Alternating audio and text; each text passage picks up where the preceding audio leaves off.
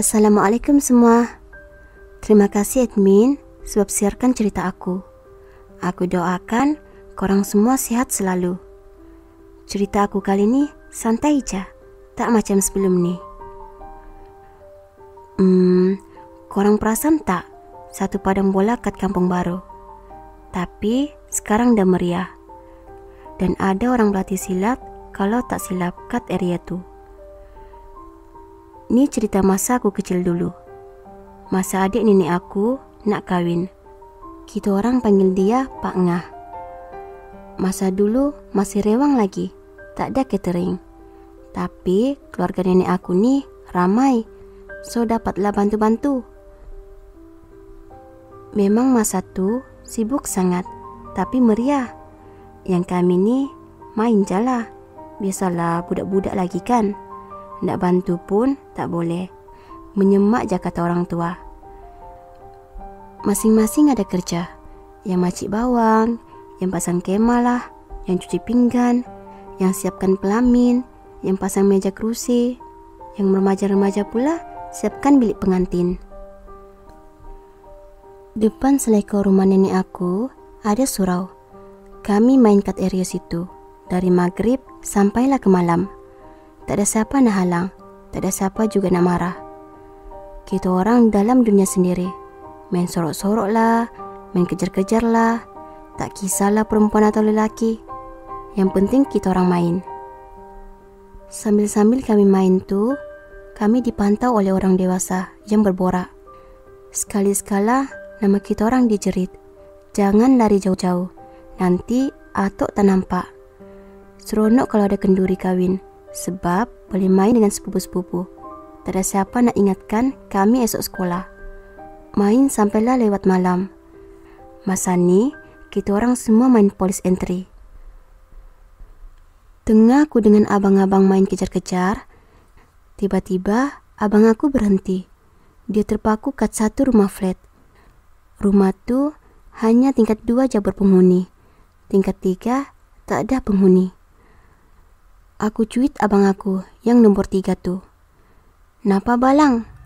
Abang Lang aku panggil. Sambil tengok mata abang aku terpacak kat rumah flat tu. Lama aku tenung. Abang aku muncungkan mulut dia.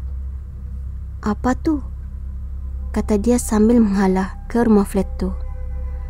Aku dan abang-abang lain pun tenunglah flat tu. Rupanya ada kain putih dekat atas pembung flat tu. Berkibai-kibai lembut, tapi empunya kain tak bergerak-gerak. Dan masa tu kami semua bertukar menjadi baik secara otomatik. Senyap sunyi macam orang kancing gigi. Abang aku yang sulung, nama dia Along. Ajak adik-adik dan sepupu aku balik. Kami jalan rapat-rapat macam tengah solat. Sebab terasa jauh je jalan nak menuju ke rumah nenek. Padahal dekat je, dalam 150 meter. Sepupu aku memang tak guna. Dia berlari tinggalkan kita orang. Padahal tadi bukan main. Yang kita orang adik-beradik ni tak lari. Sebab kalau lari nanti tak boleh sambung main. Kena duduk diam-diam dalam rumah. Tengah kami jalan, tiba-tiba kami dengar bunyi berdentum atas sebuah kereta. Kami semua menoleh. Kami nampak satu benda mencangkung. Kainnya lusuh, bertanah-tanah, rambut panjang berjurai, menutupi muka. Kaki aku dah menggeletar. Korang pernah dengar tak bunyi anjing kalau penat yang keluarkan lidah tu? Macam itulah bunyi dia. Along pun tarik kami perlahan, minta kami teruskan jalan. Tapi aku dah kaku kejung kat situ. Seluar mula basah. Balang dengan Bang Teh tarik aku lagi kuat-kuat. Kami cuba menapak satu-satu sampai kena jerit dengan atok saudara aku. Budak-budak, balik dah. Pukul 1 pagi tak balik lagi. Jerit dia dari dalam rumah. Terus kami semua berlari tak cukup tanah. Dan masa tu kami dengar suara mengilai. Nyaring tapi halus bunyi dia. Papa aku pun dengar dia. Terus berlari arah kita orang. Dia cakap kenapa? Dia tengok seluar aku dah basah. Dia tanya lagi, kamu jumpa apa? Kakak aku selamba je jawab. Tadi jumpa hantu kat sana tuh, atas kereta maklong. Papa aku pun dukung aku. Masa tu tangan aku menggigil. Aku nampak riak muka papa aku risau. Sebelum masuk rumah, kami cuci kaki kat depan rumah. Papa bilas badan kami semua. Takut nanti tak selesa tidur. Dan bagi minum air yang dia dah bacakan ayat-ayat Al-Quran. Bagi kami semua tak hilang semangat. Papa aku pergi dapatkan ibu dan cerita apa yang jadi. Muka ibu pun pucat. Takutlah anak dia jadi apa-apa. Tapi kita orang rileks je masa tu. Sebab tidur ramai-ramai kan, tiada apa hal lah. Ibu aku pun siap-siapkan tempat tidur untuk kami di ruang tamu dekat dengan dapur. Lepas dia siap, kami semua berebut tempat tidur. Aku macam biasa, rapat ke dinding. Sebelah aku, kakak aku. Lepas tu, selang 2 bantal lagi, abang-abang aku. 2 bantal tu untuk ibu dengan papa nanti tidur.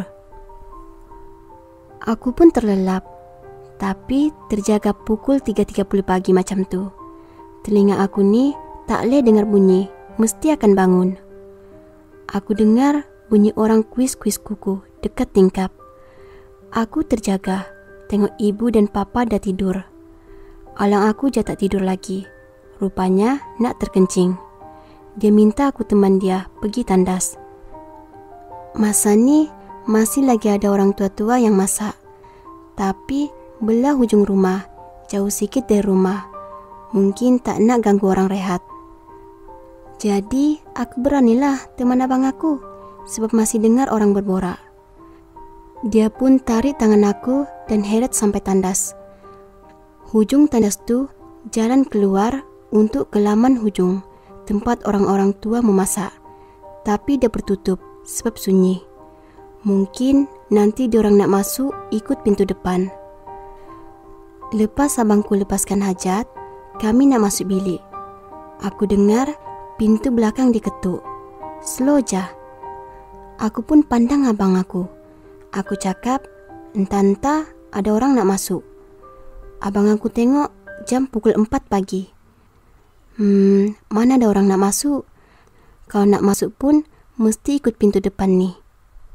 Aku pun blur. Lepas tu dia ketuk lagi. Aku terpaku.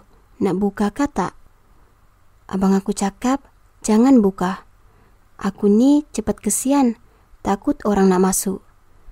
Masa aku nak buka, abang aku paut tangan aku masuk dalam bilik. Dia cakap, jangan buka. Nanti pandailah dia orang ikut pintu depan. Aku tengok ibu aku tidur lena. Aku pun nak peluk lah. Lepas tu, aku terdengar suara halus. Macam gelak pun ada. Nangis pun ada. Macam brek kereta pun ada. Aku bangun balik. Aku tengok abang aku dah mengintai di tingkap. Mata dia dah bulat, pandang keluar tingkap. Aku pun pergi kat dia, sibuk nak mengendap. Rupanya, si Polan tadi ada dekat buayan sebelah tingkap. Tapi menghadap sebelah sana, bukan menghadap bilik kami. Alang aku cakap, benda tu ikut kita tadi. Sebab balang dengan bakte tak sunat lagi. Kata dia dengan nada serius. Dalam hati aku pun membuat marah. Sebab diorang tak sunat, hantu ikut kita orang.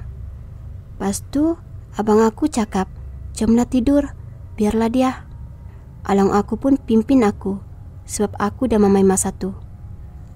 Lepas letak aku kat sebelah ibu, aku terus lena. Esok je sedar-sedar, abang aku nombor 2 tu demam. Tapi kami semua okey, dia aja demam. Aku siap-siap pakai baju, apa semua. Aku pergi cari abang aku. Balang dengan Bang Teh, dengan muka yang marah. Abang aku yang tengah main guli pandang aku. Apa sal dik? Tanya abang aku. Aku pun cakap, korang ni kenapa tak sunat lagi? Nanti susah nak main sampai malam sebab hantu kacau. Ish, tak best lah. Aku mengomel. Aku pun hentak-hentak kaki aku, cari kakak aku. marah punya pasal. Tapi marah tuh sekejap jalah. Lepas tu, kami pun sambung main macam biasa. Bila selesai main, kami pun terus mandi. Ibu menyuruh kami salam semua kaum keluarga. Letih aku bersalam sebab ramai sangat. Tapi seronok sebab ada yang bagi duit, ada yang bagi gula-gula, buat tangan dan ambil berkat. Masuk dalam kereta, orang yang pertama tidur adalah aku. Bila ingat balik, seronok sangat zaman kecil-kecil kami. Tak ada handphone nak main, tak ada rasa takut sangat macam sekarang, tak reti penat, tak fikir masalah. Yang ada hanya dunia kami. Zaman kanak-kanak membesar dengan adik-beradik. Nak kata kami kaya? Tak juga, tapi sederhana. Cukup makan dan pakai itu, dah bersyukur. Mungkin sampai sini saja cerita aku. Maaflah andai tak seram sangat. Cuma teringat zaman kanak-kanak kami. Itu sahaja cerita aku. Assalamualaikum semua.